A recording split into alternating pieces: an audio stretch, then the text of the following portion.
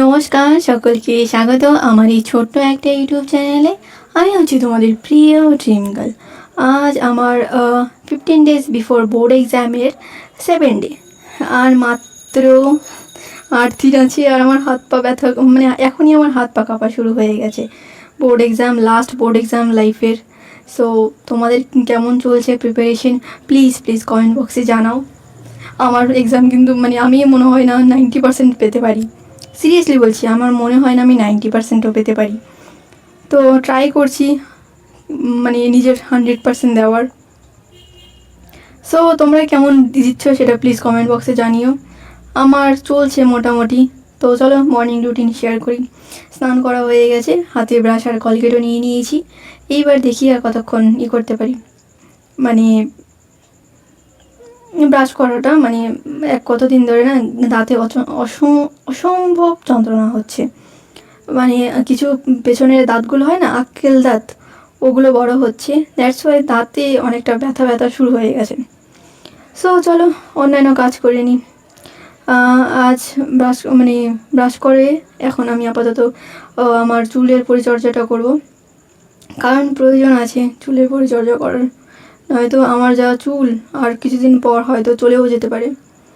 Seriously বলছি, চলেও যেতে পারে, এমন হচ্ছে অবস্থা।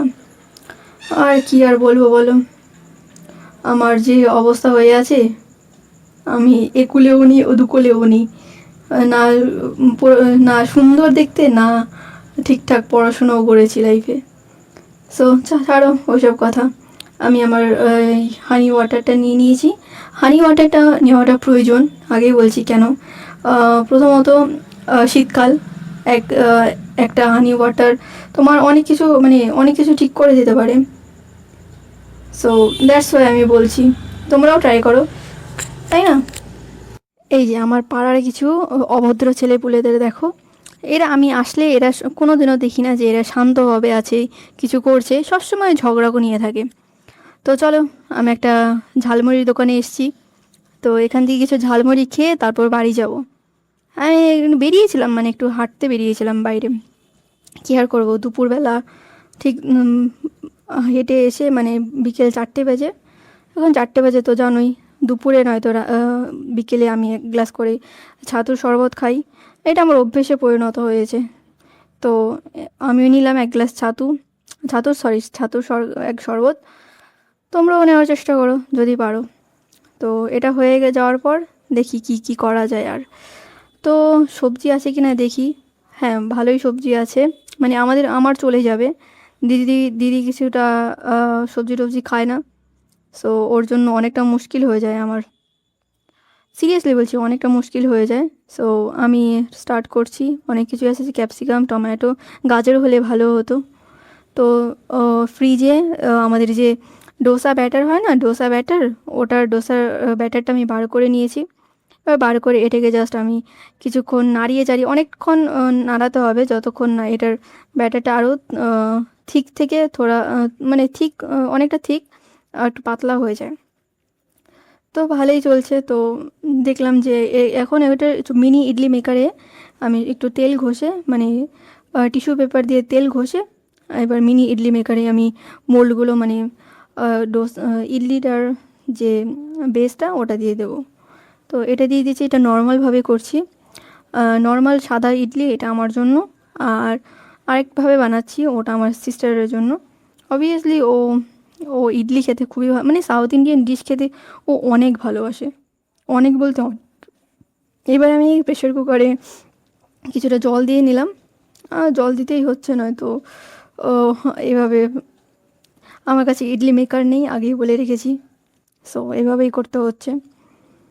তো অনেকটা, এবারে আমি আলু দিয়ে দিলাম। এভাবেই দেবে না, একটু কেটে কুটে দেবে, তাহলে তাড়াতাড়ি হবে। হ্যাঁ, আলু দিচ্ছি কারণ আর বাদ বাকিটা দিয়ে আমি দোসা মানে ইডলির বানাবো, দোসা বানাবো। সো আলুটা লাগবে, স্টাফড আলু লাগবে। তো বাদ বাকিটা দিয়ে আমি সবুজ রঙের ইডলি বানিয়ে নিচ্ছি। এটাতে দিয়েছি হলো কী যে বলে, ধনেপাতা, কাঁচা লঙ্কা পেস্ট। দ্যাটস ওয়াই এটার কালারটা সবুজ হয়েছে, বুঝলে?